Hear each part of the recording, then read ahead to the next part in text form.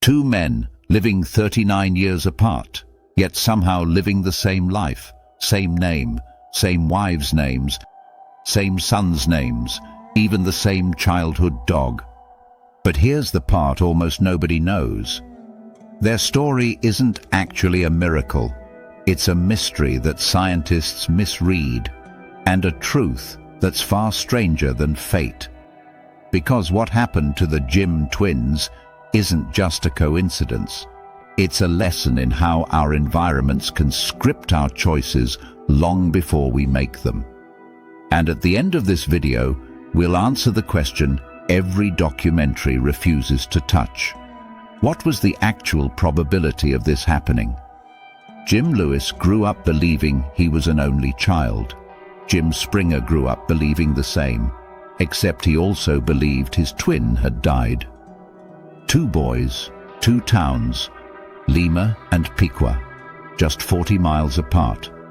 Close enough to share radio stations, billboards, school systems.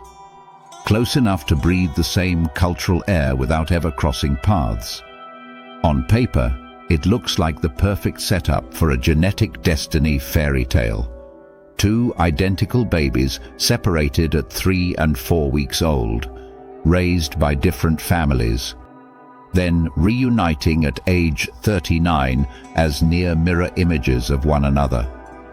But the truth is already whispering its first clue. Their separation wasn't the clean break the world thinks it was. In 1977, Jim Lewis, restless at age 37, walks into an Ohio courthouse. He has no idea what he's looking for. No dramatic revelation, just a feeling, a gravitational pull towards something missing. 2 years later, the Jims meet for the first time. Within hours, they discover both married women named Linda, both divorced, both remarried women named Betty. Both had sons named James, Alan with 1 and 2 L's. Both owned light blue Chevrolets. Both smoked Salem cigarettes. Both drank Miller Lite. Both vacationed at Pagreel Beach, Florida. Both worked in law enforcement security. Both suffered from tension, migraine headaches.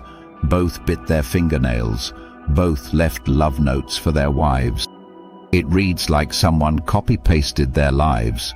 One of them finally says the sentence that would launch a global obsession. "It's like I've been living his life, or he's been living mine." This is where every documentary stops thinking and starts celebrating destiny. But here's the twist almost no one tells you.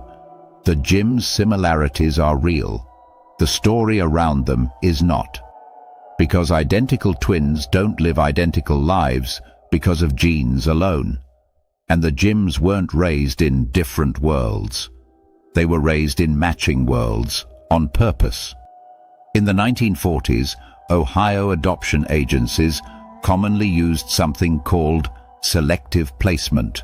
Lewis family, Springer family, different houses, same world, same Sunday routines, same brands in stores, same popular baby names, same political climate, same middle-class Midwest culture. When you put two genetically identical boys into two nearly identical environments, you don't get destiny. You get echoes, and suddenly the impossible begins to look predictable. Let's break down the coincidences and reveal the hidden forces behind them. The wives named Linda and Betty. Linda, Boba, most popular girl's name in the late 1940s.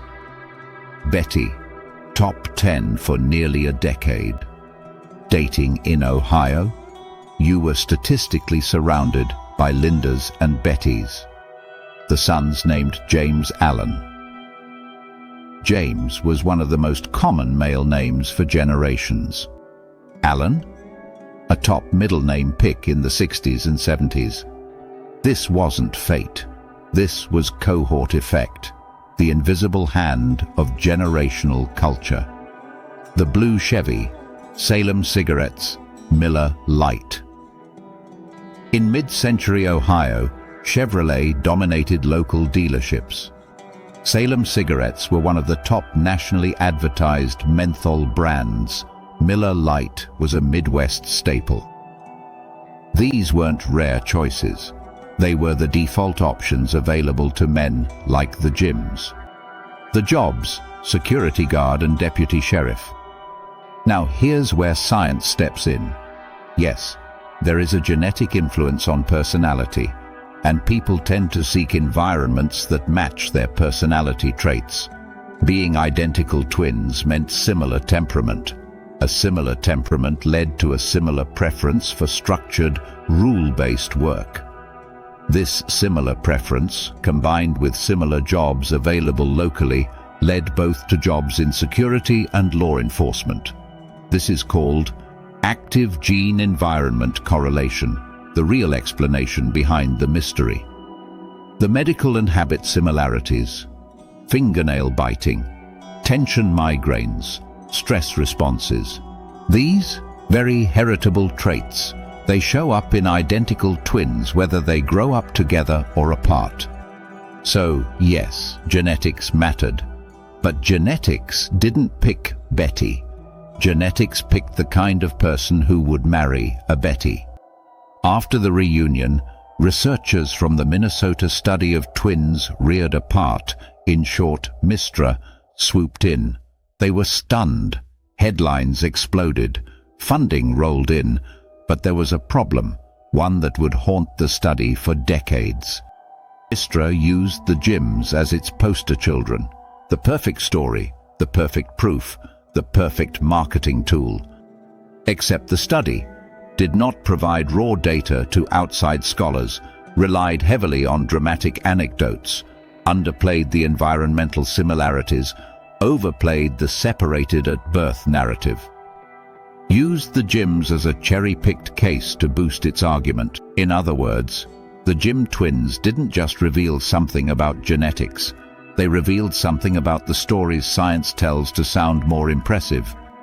When you peel away the sensational headlines, the Jim twins stop being supernatural icons and become something far more human.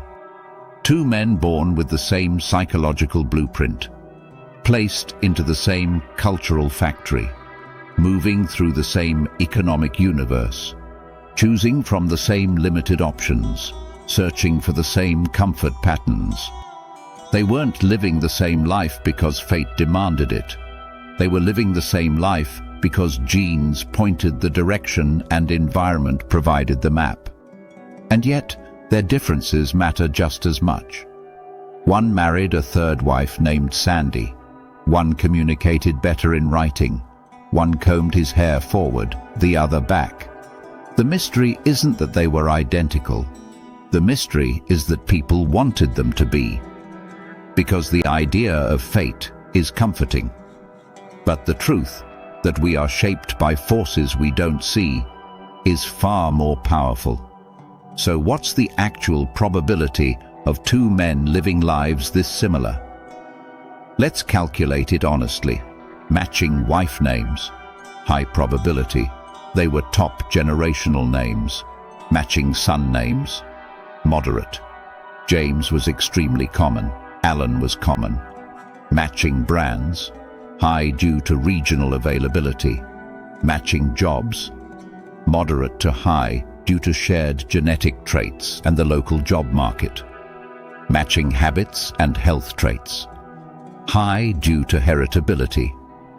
When you combine all these independent but not really independent variables, the probability isn't 1 in a billion. But here's the twist inside the twist. Even if the coincidences were predictable, the emotional truth remains breathtaking. Two strangers, two lives, two parallel journeys, both searching for the missing part of themselves and finding it, not because of fate, but because of the strange, intricate machinery of being human. Doesn't it beg the question, how strongly do our environments shape us?